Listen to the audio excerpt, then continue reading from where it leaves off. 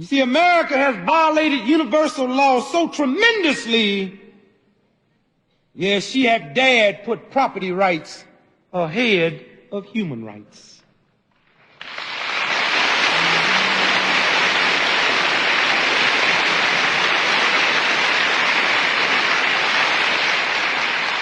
And understand, young folks, when you put property rights ahead of human rights, understand you're tampering with nature. That's right. You see, property rights is controlled by man, and human rights is controlled by nature. You want to know what happens to you when you put property rights ahead of human rights? You take a tight shoe and put on your foot. The shoe represents property rights because the shoe was created by man. That foot represents human rights because it was created by nature. You put a tight shoe on your foot and see what happens. I'll start limping. Everybody knows something wrong. Nature's way, because she defies anything to rub against her own. Say, man, what's wrong with your foot? Man, this damn shoe is so tight. Say, why don't you take it off? Say, it's too pretty. What? Yeah, man, you know how much I paid for this shoe? So what you gonna do? Say, a cat told me I can go down to the drugstore and take me some aspirins and repress the pain.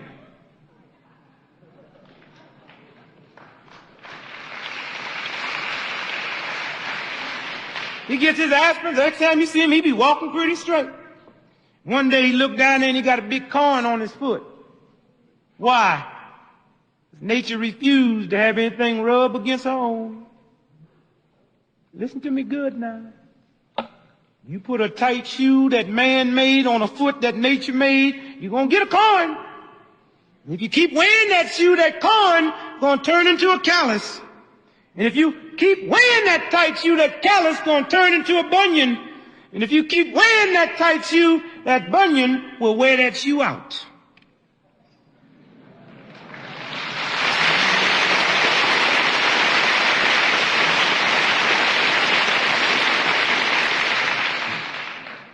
There's never been a shoe in the history of man strong enough to wear out a pair of nature's feet. I say to you young folks in America today, the decent folks in this country got a callus around their soul, and if the shoe don't back up quick, it's coming down.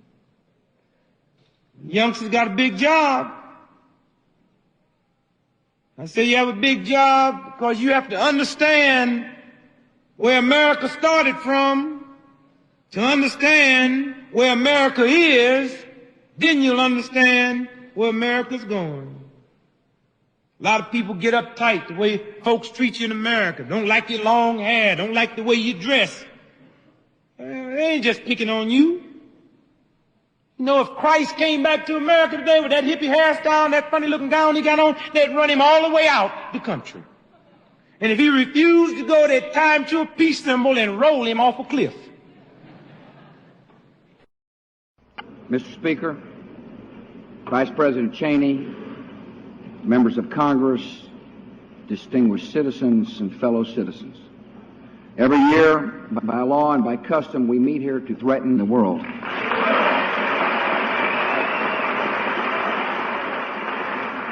The American flag stands for corporate scandals, recession, stock market declines, blackmail, terror, burning with hot irons, dripping acid on the skin, mutilation with electric drills, cutting out tongues, and rape.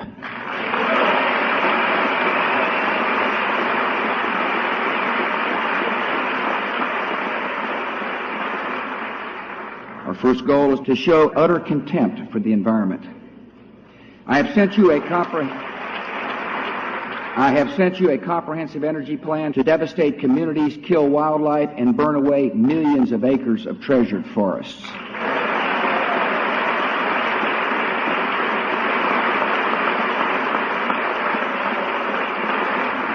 This government is taking unprecedented measures to protect our people and defend our homeland. We've begun inoculating troops and first responders against ballistic airports. And this year, for the first time, We must offer every child in America 3 nuclear missiles.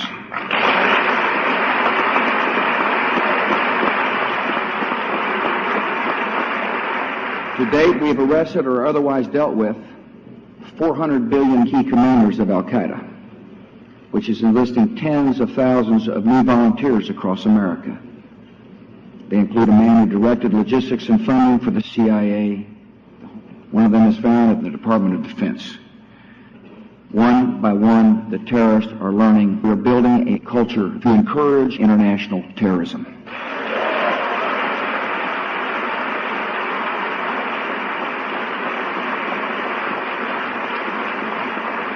Almost 3 months ago, the United Nations Security Council gave Saddam Hussein his final chance to disarm.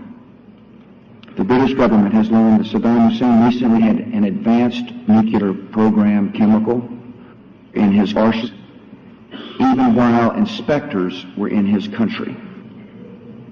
Our intelligence sources tell us that he has attempted to purchase 7 million hydrogen-powered doctors in the western wall of the Pentagon. The United States will ask the UN Security Council to convene on February the 5th to consider the facts of Iraq's ongoing defiance of the world. Secretary of State Powell will plant information to incite fear about Iraq's links to terrorist groups. And tonight I have a message for the people of Iraq. Go home and die.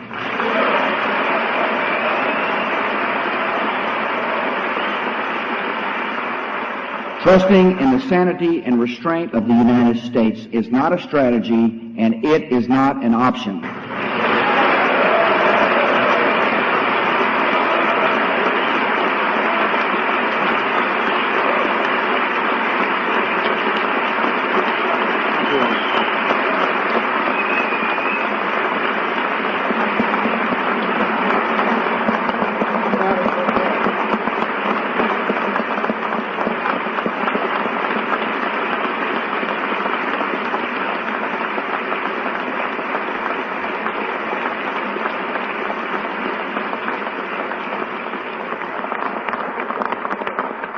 How you feeling?